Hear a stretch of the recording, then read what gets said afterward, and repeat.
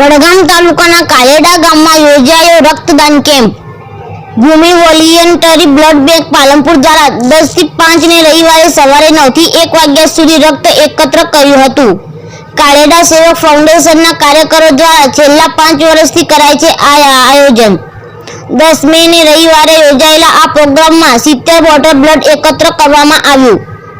આ કાર્યક્રમમાં કાલેડા અળદેવાસણાના પૂર્વ સરપંચ નજીરભાઈ તેમજ અંજુમન હાઈસ્કૂલના પ્રમુખ ઇલિયાસભાઈ સહિત હોસ્પિટલમાં સેવારત હારૂનભાઈ માઢિયા અને નવજીવન હાઈસ્કૂલના પૂર્વ આચાર્ય હસસાનભાઈ ઝુરકિયા સહિત આગેવાનો ઉપસ્થિત રહ્યા હતા।